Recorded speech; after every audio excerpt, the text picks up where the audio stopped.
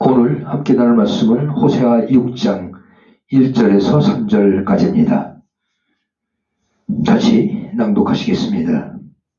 오라 우리가 여호와께로 돌아가자. 여호와께서 우리를 찢으셨으나 도로 낫게 하실 것이요 우리를 치셨으나 싸매어 주실 것임이라. 여호와께서 이틀 후에 우리를 살리시며 셋째 날에 우리를 일으키시리니 우리가 그의 앞에서 살리라.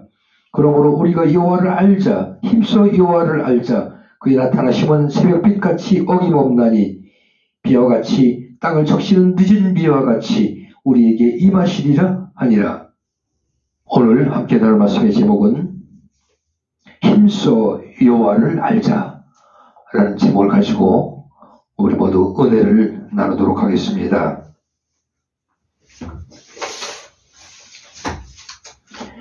진리에는 이론적 진리와 생명적 진리가 있습니다. 예를 들어 이론적 진리는 3 더하기 4는 7과 같은 수학적 진리 같은 것입니다. 알면 편하고 모르면 불편할 정도입니다. 생명적 진리는 편하고 불편하고를 넘어 생명이 달린 진리입니다. 사랑하는 자녀가 군에 입대했는데 복무하는 곳에서 적과 교전이 벌어졌습니다. 자식이 살아있을지 전사했을지 아무도 모릅니다. 아들을 보낸 부모는 생명이 걸려있는 것입니다. 며칠 후 무사하다는 소식을 듣습니다. 이것이 생명적 진리입니다. 생명적 진리는 죽느냐 사느냐가 걸려있는 것입니다. 성경은 생명적 진리입니다. 호세아 선지자가 활동하던 시대에 이스라엘은 화려하고 풍요로웠습니다. 충분히 먹고 살만했습니다. 솔로몬 왕 이후 가장 괄목할 만한 정치적, 경제적 성장을 이뤄냈습니다. 그러나 생명적 진리에 아무 관심이 없었습니다. 오히려 이스라엘은 거짓 진리와 거짓 우상에 취해 있었습니다. 이런 이스라엘을 향해 선지자는 여호와를 힘써 알아야 한다고 전합니다. 그들은 화려한 번영에 중독된 나머지 생명의 소식을 빗등으로 들었습니다. 그 결과 영적으로도 소생하지 못했고 얼마 지나지 않아 아수르에 의해 멸망하고 맙니다. 우리는 선지자의 외침을 목숨이 걸린 진리로 귀담아 듣고 마음에 담을 수 있어야 합니다. 여호와를 아는 것이 우리의 생명입니다. 그 하나님이 어떤 분이신지 알아야 합니다. 호세아 선지자는 하나님은 찢으시기도 하시지만 도로 낫기도 하시는 분이라고 합니다. 치시기도 하지만 다시 싸매시기도 하시는 분이라고 합니다. 그렇다면 도로 낫게 해주실 것을 왜 찢으실까요? 그것은 2가지 이유가 있습니다. 첫째는 징계를 하기 위함입니다. 주께서 그 사랑하시는 자를 징계하신다고 했습니다. 우리를 아들과 같이 대우하시기 때문에 아들이 아버지에게 징계를 받는 것은 당연합니다. 징계를 받지 않는다면 사생자요 친아들이 아니라고 하십니다. 그렇습니다. 우리는 자녀들이 있습니다. 그 자녀들을 양육하고 키우는데 또 교육하는데 잘못했을 때는 분명 징계가 따라야 된다고 봅니다. 징계가 없을 때는 예를 들어 바늘도둑이 소도둑 되는 것처럼 작은 실수가 나중에 큰 낭패를 가지게 되는 것입니다. 하나님께서도 이것을 중하게 여기셨습니다. 둘째는 하나님을 직접 볼 수 있게 하기 위함입니다.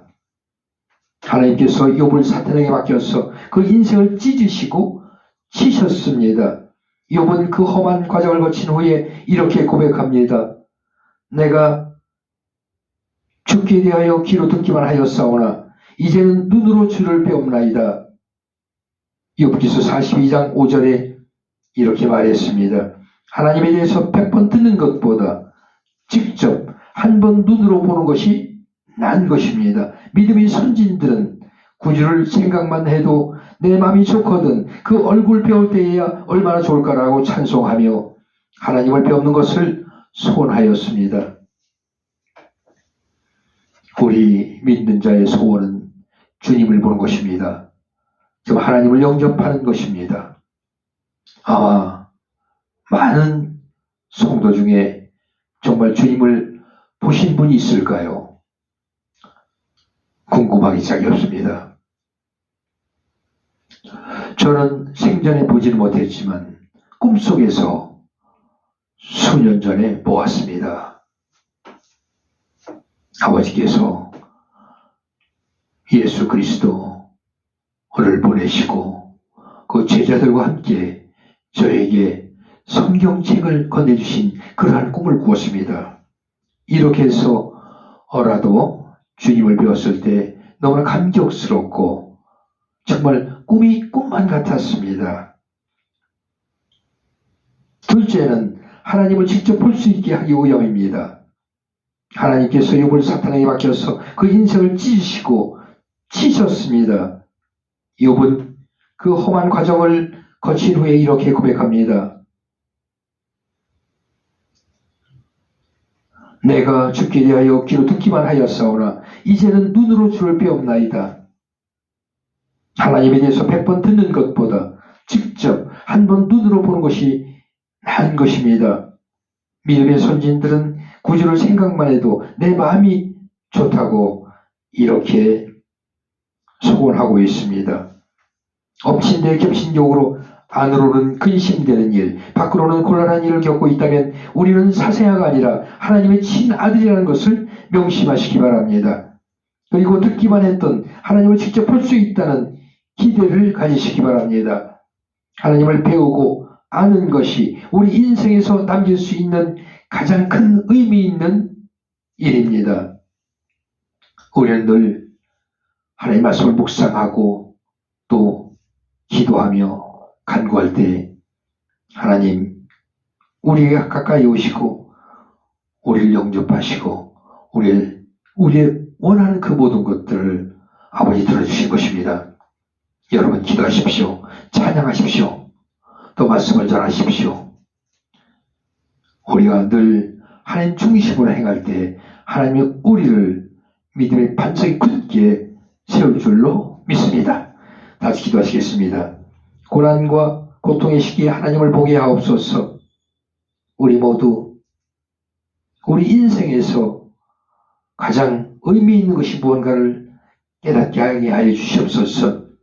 아버지를 뵙는 것이 아버지의 말씀을 듣고 행하는 것이 가장 귀한 것임을 우리들 깨닫고 행하게 하여 주시옵소서. 오늘도 함께 하시는 주님 감사드리며 예수 그리스도 이름으로 기도드립니다. 아멘.